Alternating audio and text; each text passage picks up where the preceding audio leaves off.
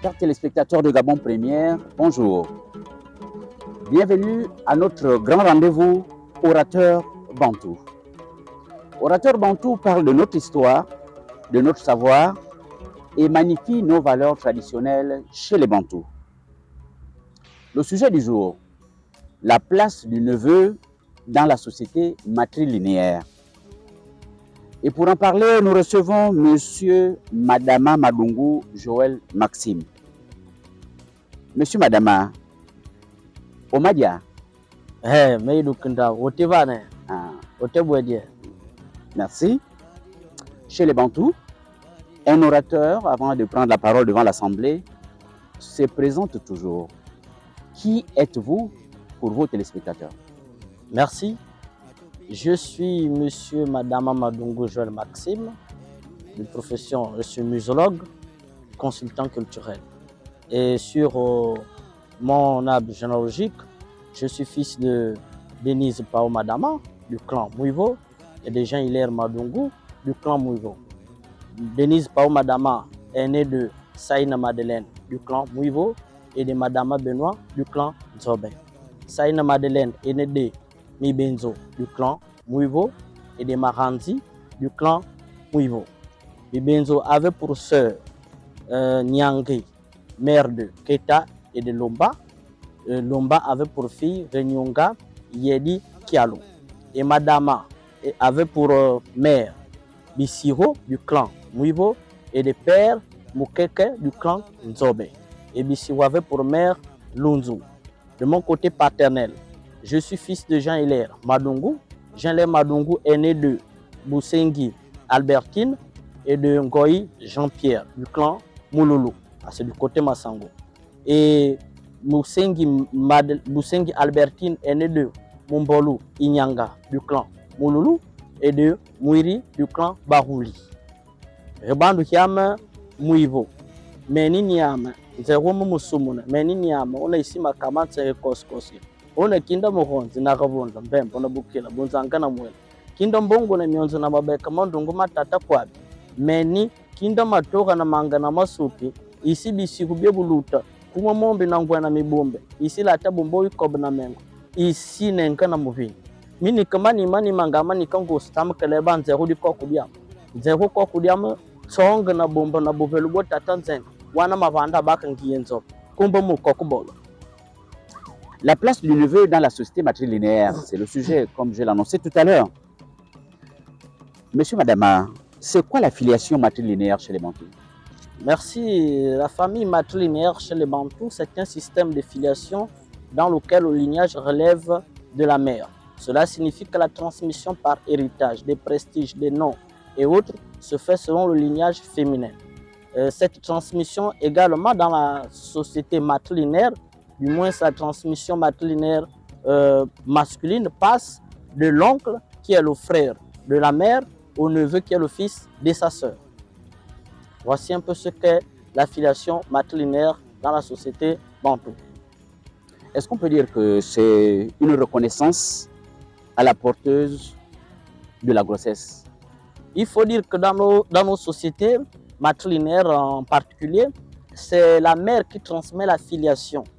Bien que l'enfant soit issu de cette mère, du moins les fils qui sont issus de cette mère, héritent le clan de leur mère, mais ne transmettent pas la filiation à leurs enfants.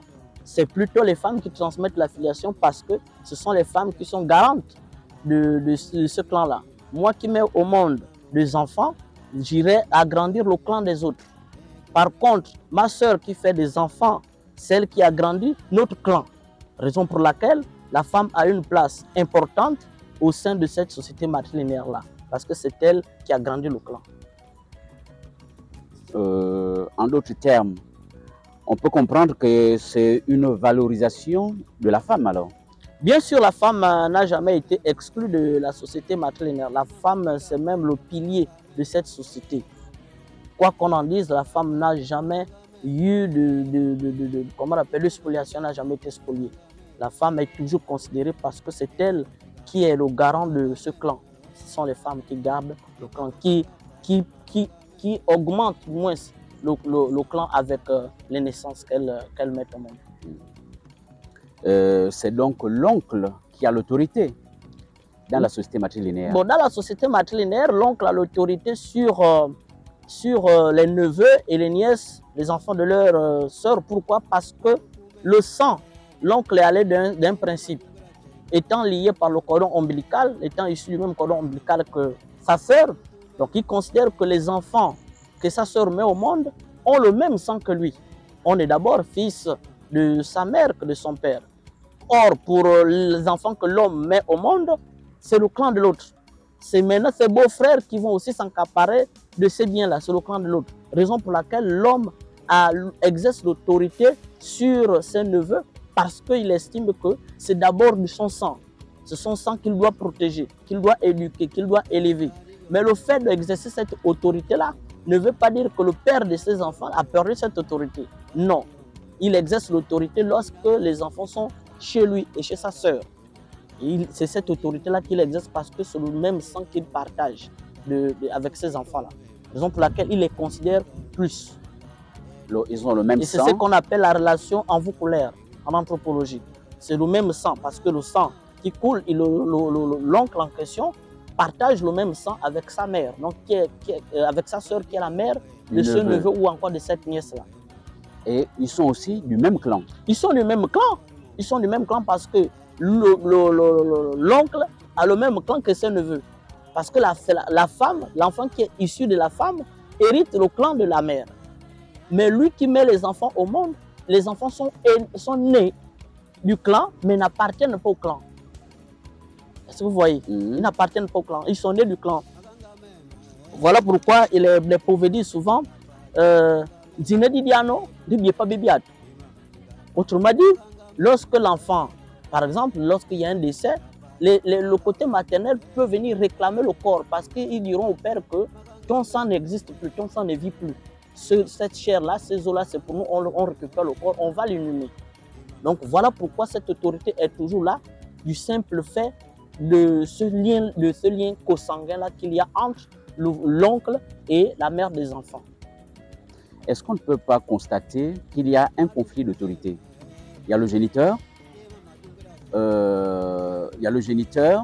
et puis il y a la filiation qui paraît l'emporter. Dire du conflit d'autorité, non.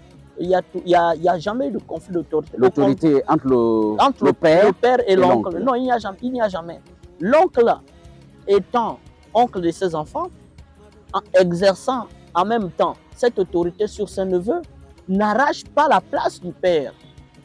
Il considère toujours et il sait que ses enfants ont un père. Ça veut dire qu'il ne peut pas faire du mal à ces derniers. Mais le père est toujours là. Autant il craint le père, autant le père craint aussi les oncles. Parce que l'un d'eux ne peut pas faire du mal à ces derniers. S'il faut faire du mal, les deux éduquent. Il n'y a pas un conflit d'autorité. Comme on dit, c'est l'autorité qui se partage. C'est-à-dire que lorsque le neveu est chez la mère, l'oncle exerce l'autorité en tant que père maternel. Et lorsque ses enfants vont chez leur père, le père également exerce l'autorité sur ses enfants en tant que père géniteur. Donc il n'y a pas d'autorité, il n'y a pas de conflit d'autorité là-dedans. Au contraire, il y a ce qu'on appelle collaboration. C'est une collaboration, c'est une entente pacifique entre les deux parties, parce qu'au milieu, il y a des enfants. Et finalement, entre l'oncle et le père, qui semble être plus honoré alors? Bon, dans ce genre de contexte, il faut dire que le père est honoré. Le père est honoré. À quelle occasion, par exemple? Le père est honoré lorsqu'il y a des mariages, lorsqu'il y a des décès, lorsqu'il y a des naissances. Le père est honoré. Et le père étant honoré, c'est là où il peut convoquer également ses beaux-frères, qui sont les oncles de ces derniers, pour dire que bon, l'enfant est né, on fait comment? Il y a eu un décès, on fait comment? Le père est honoré. Le père n'a jamais été exclu. Le père qui est exclu, sauf si dès la naissance de ces derniers, il ne s'est pas occupé, il ne s'est pas présenté en qualité de père. Mais dès lors où il est reconnu en qualité de père, on lui donne toute l'approbation possible de décider sur ses enfants parce que c'est lui le père géniteur. Et ça, il n'y a pas de doute ailleurs, il n'y a pas de contestation. Les choses sont claires, monsieur, madame. Et comment gère-t-on l'héritage chez les matrilinéaires dans ce cas? Oui, chez les matrilinéaires, Lorsque l'oncle décède, par exemple. voilà, il faut dire que j'aime un proverbe au Bamba qui dit le reste, la nourriture, c'est pour les enfants et les problèmes, c'est pour les neveux. Lorsque l'oncle décède et que les neveux sont présents, l'héritage se partage comment? C'est-à-dire que les oncles vont convoquer, les oncles qui sont les frères de ce défunt-là, vont convoquer les enfants de ce dernier en présence des neveux. Dire que bon, votre père est décédé, mais nous, le rôle que nous on joue, ce n'est pas vous chasser du terrain de votre père, ou encore ce n'est pas de nous accaparer des biens de votre père. Ce qu'on doit faire, c'est de veiller à ce que vous partagez ces biens-là de manière équitable, à ce que chaque enfant soit satisfait de l'héritage qu'on lui donnera. Maintenant, les neveux sont là juste pour contrôler, pour surveiller, pour harmoniser le partage, s'il y a héritage, bien sûr. Et pour ne pas envoyer les enfants partout ou encore dans un autre village, les neveux, si les oncles ne vivent plus, bien sûr, s'il n'y a que les neveux vont s'entendre avec les beaux-frères, donc la sœur, les frères de la femme de leur oncle, pour leur poser un problème, pour dire que nous, notre oncle est parti, notre femme, votre sœur n'avait pas de problème avec notre oncle. Donc nous, on va faire que garder notre femme. Et là, ils vont lui donner des moyens qu'il faut pour qu'elle soit au terrain de son mari, à la maison de son mari, tout en venant donner aussi quelques présents, s'occupant des enfants, s'occupant de la femme. Et il faut aussi préciser que la femme que les neveux peuvent hériter peut ne pas être une jeune femme. Elle peut être également une femme âgée, une femme de 80, 90 ans. Mais il hérite cette femme-là parce que c'est dans le droit coutumier qui dit que lorsque l'oncle décède, les neveux doivent prendre le relais pour s'occuper de la femme de leur oncle. Donc c'est aussi cela. Mais aujourd'hui, on se dit que lorsque l'oncle décède, automatiquement le neveu doit récupérer la femme et continuer à faire des enfants. Ça peut se faire, mais même dans nos milieux culturels et rituels, c'est souvent risquant de le faire. Parce que le neveu, la place du neveu n'est pas tant pour hériter d'abord la femme sur le plan des rapports sexuels, mais c'est sur le plan alimentaire et sanitaire qu'il faut s'en occuper de cette femme-là. Et sur des besoins, bien sûr. Et nous savions à l'époque les activités qu'on exerçait à l'époque, c'était des activités agraires. Donc l'agriculture et autres, c'était ça aussi le rôle des neveux pour continuer à s'occuper de leurs femmes, c'est-à-dire dans l'activité agraire, des plantations et autres. Ils apportaient une main forte à cette dernière-là pour ce genre de travaux. L'oncle décède, le neveu doit prendre ses responsabilités et le grand souhait, la veuve, on souhaite qu'elle reste, surtout si elle a fait des enfants. Mais si elle n'a pas fait d'enfants, est-ce qu'on souhaite que la veuve reste, par exemple, et que le neveu continue à veiller? Bon, il faut dire que si la femme n'a pas fait d'enfants à cet instant-là, il y a toujours un consensus, il y a toujours un conseil de famille, qu'il y ait eu d'enfants ou pas. Le but, lorsqu'une femme va au mariage, le mariage est un contrat qui ne peut prendre fin que soit par le divorce, soit par le décès de l'un des conjoints. Maintenant que là, on parle d'un décès, c'est-à-dire que le contrat commence à prendre fin. Maintenant, pour renouveler, il faut passer ce qu'on appelle le dialogue. Après le conseil de famille, qu'est-ce que vous allez décider? Cette dernière est venue chez vous, dans votre famille, par le mariage. Mais elle n'est pas partie ou elle ne s'est pas séparée avec son mari avec des problèmes. C'est Dieu qui l'a voulu parce qu'il a appelé son mari vers l'au-delà. Donc son mari est décédé. Cette dernière, dans la logique, elle doit rester. Et là, les parents doivent lui donner aussi la place qu'il faut. Maintenant, si la femme décide, ça vient de son gré aussi. Si la femme décide que moi je n'ai plus rien à faire ici, mon mari est parti, je préfère partir avec mes parents. Et là, la famille fera quoi? C'est de dire, ok, il n'y a pas de problème, ils ne vont pas discuter. Ils vont laisser cette dernière aller avec ses parents dans son village. Mais dans le plus des cas, c'est que cette dernière reste là où son mari l'a laissé. C'est tout. Et si je reposais la question autrement, oui, est-ce qu'on peut dire quand même que la filiation l'emporte sur la position du géniteur? C'est-à-dire? Puisque nous sommes dans la société matrilinéaire, oui, l'autorité, l'oncle a l'autorité sur les neveux et les nièces, oui, alors que le géniteur Et quand même là, c'est aussi une autorité. Oui. Est-ce que si on essaye de comparer, est-ce que la filiation l'emporterait sur celui qui a la position des géniteurs? Nous allons d'un cas simple. On vous appelle Idukindao. Idukindao a fait des enfants. Quand Idukindao fait des enfants, les enfants appartiennent à quel clan? C'est au clan de la mère. Sauf que quand vous êtes dans nous sommes dans le concept de la société matrilinéaire. Exact. Là, les enfants appartiennent au clan de la mère. Maintenant, vous également qui êtes oncle, vous qui avez des sœurs, lorsque ces sœurs-là, vos sœurs-là font des enfants, c'est vous qui exercez l'autorité parce que c'est votre sang. Premièrement, vous défendez d'abord votre sang. Et c'est ce sang-là que vous deviez protéger. Donc, à ce niveau-là, tu vas exercer ton autorité sur ces enfants en qualité de père maternel. Ou comme on dit en qualité de mère maternelle, parce que les pauvres disent, on y hein? Ma mère maternelle, on y car c'est l'oncle. Maintenant, le côté paternel, lui aussi va exercer son autorité. Mais en matière d'autorité, il n'y a pas de problème là-dessus. Il n'y a pas de problème là-dessus. Pourquoi? Parce que l'enfant, lorsqu'il règne, il va régner chez son père, le village de son père. Le neveu en question, quand il s'agit de l'héritage, le neveu ne peut même pas discuter l'héritage de son oncle. Parce que ce dernier a aussi son père et il a aussi son village. Il est juste là pour coordonner avec les enfants que ce dernier a laissés. Est-ce que vous voyez? Voilà. Mais l'autorité est exercée équitablement. Lorsque les enfants sont chez le père exerce son autorité. Lorsque les enfants sont chez l'oncle, l'oncle exerce son autorité. Là, il n'y a pas de conflit. Ce que je vous disais en amont, là, il n'y a pas de conflit. C'est juste une attente. C'est-à-dire, lorsqu'on éduque les enfants, vous pouvez envoyer votre enfant chez votre soeur. Elle va éduquer cet enfant en fonction de son éducation. Elle va lui donner aussi ses valeurs qu'elle incarne. Également, lorsque cet enfant va chez le père, il va aussi lui donner l'éducation selon les valeurs qu'il incarne. Donc là, il n'y a pas. Au contraire, c'est l'enfant qui s'enrichit en matière d'éducation, de caractère, de la vie, de la société. Là, il n'y a pas d'autorité, il n'y aura pas de conflit. Il y a conflit que si seulement il y a un décès qui n'a pas été prévenu en avance. C'est-à-dire que l'enfant a eu un accident. Le père n'est pas venu voir ses beaux-pères ou encore ses oncles pour dire que le sang de votre fils a coulé, voici.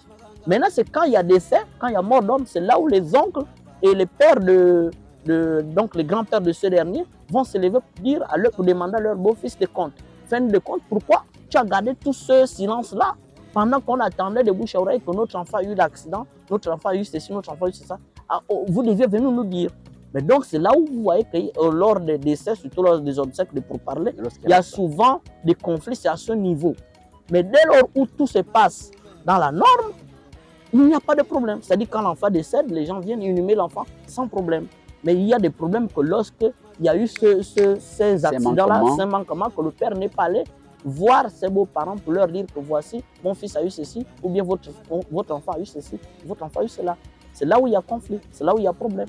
Mais si il est venu prévenir que mon enfant a fait l'accident, ou encore mon enfant a couché, le sang a coulé, prenez, il appelle, et là, il n'y aura pas de problème. En cas de décès, il n'y aura pas de problème entre les oncles, les grands-pères de ce dernier et le père géniteur. Il n'y aura pas de problème. Il n'y a problème que lorsque ces choses-là n'ont pas été respectées et appliquées.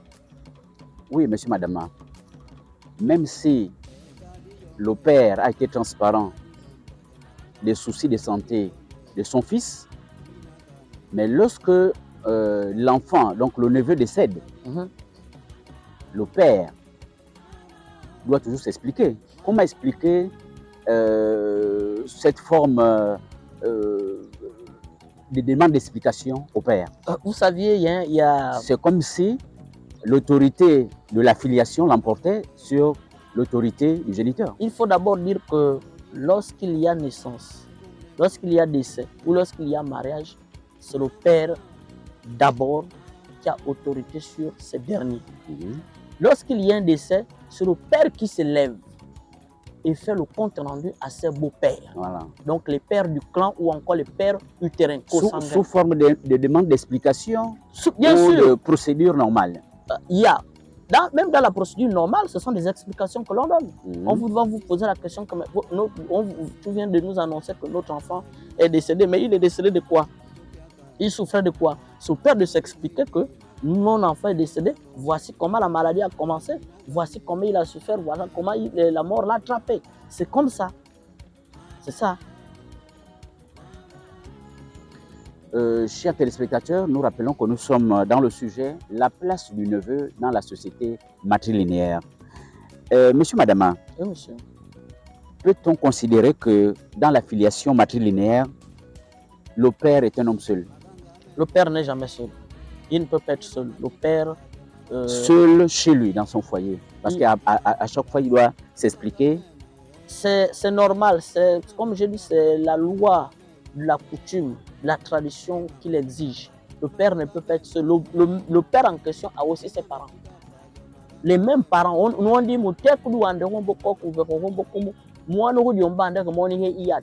ça veut dire quoi? Que l'enfant au mariage, il est le témoin de ses parents. S'il y a un problème, ils vont aussi appeler les enfants pour venir témoigner que qu'est-ce qui s'est passé. Et là, les enfants vont aussi donner leur point de vue sur le problème qui s'est posé. C'est pour cela. Mais il ne peut pas être seul. Il a déjà la présence de ses enfants. Il a aussi la présence de ses frères, de ses sœurs, qui ont également autorité, qui ont aussi le pouvoir sur ces enfants-là. Donc, il n'est pas seul. Il ne peut pas être seul. Quelqu'un qui est seul, c'est dire que sa famille l'a abandonné, ou encore ses enfants l'ont abandonné, mais il ne peut pas être seul. Il a toujours et toujours les parents qui viennent le soutenir lorsqu'il y a ce genre de problème. Qu'il s'agisse de problèmes malheureux ou encore de problèmes heureux, parce que les problèmes heureux, ce sont les mariages, ce sont les naissances. Et les événements malheureux, ce sont par exemple les décès, les accidents et autres. Il y a toujours des parents qui viennent l'assister. Donc on ne peut pas dire qu'il est seul, il n'est jamais seul. Il a toujours des parents. Oui, monsieur, madame, dans le même sens, un oncle peut-il décider sur son neveu sans consulter son père? Bon, dans le milieu culturel, vraiment dans le milieu culturel et rituelique, ce sont des questions qui sont vraiment très, très difficiles à traiter parce que lorsque l'oncle décide, voilà pourquoi je dis l'oncle a toujours exercé un pouvoir de force sur ses neveux parce qu'il peut décider. Lui dira quoi? Il dira que ce sont mes os. Il dit tantôt, mais pas bien. Le sang, c'est pour ton père. Si toi tu meurs, ton père ne viendra rien réclamer parce que nous, on va récupérer le corps. Donc, l'oncle peut décider sur son neveu sans l'approbation de son père. Mais quel est le père? Est-ce que vous, en tant que père, vous allez accepter que votre beau-frère vienne vous dire que je vais tuer votre enfant? Pas du tout. Peu importe le comportement de votre enfant, vous allez dire si tu touches mon enfant, le toi et moi. Donc il va le faire à l'insu de son beau-frère qui est le père de ce dernier. Il va décider comme ça. Mais maintenant, quand le problème va éclater, le père va aussi réagir. Le père va réagir. Est-ce qu'on peut avertir quelqu'un qu'aujourd'hui, on va finir avec toi? On peut venir te signaler comment faire attention. Voici ce que se trame autour de toi. Alors, l'enfant prendrait des précautions pour s'échapper à cette mort. Oui, lorsque je parle de décider, pas forcément une orientation malheureuse. Oui, oui. C'est pourquoi je repose la question, est-ce que l'oncle peut décider sur son neveu sans l'aval de son père? Oui, l'oncle a aussi le pouvoir.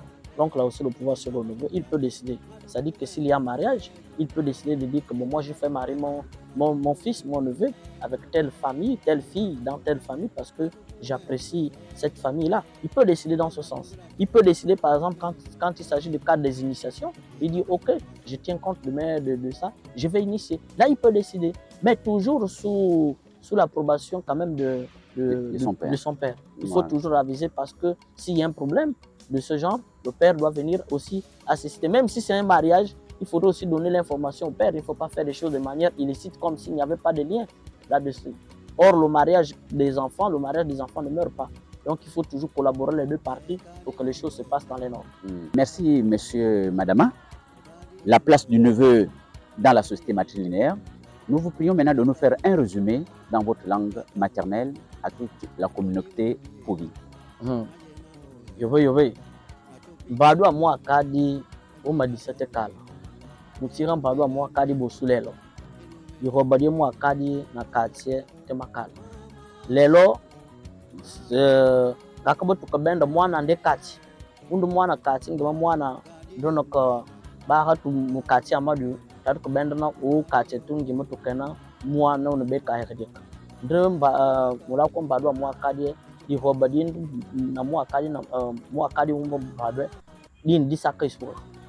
ingima kama bendi to ko beto olaba mata semenga katiande mata saka labu ngimo laba mata to kana to ko bomo heli na povo to ko bide te katie ingima katiande yi kati ndo na botiki o onanga samisa ka kati itu saka samisa ka kati ngima kati ndo na monu to ko mo tata kana homo nde katia sanga na homo laba mo akati donc di hoba die tu hoba di kati nga ko to ko hoba di do tiato nga ko to ko hoba di tata to nga ko to ko hoba di kombo mo ko bo c'est.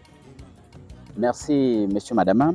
Chers téléspectateurs, Monsieur Madama disait en résumé ici que même si le neveu est sous l'autorité de son oncle, l'autorité du père n'est pas biaisée. Le neveu est le représentant direct de l'oncle au sein d'une famille, bien sûr, après les frères de l'oncle. La transmission masculine passe de l'oncle à neveu. Merci pour votre attention et nous vous fixons rendez-vous dans quelques jours pour un prochain numéro. Bonne soirée à vous.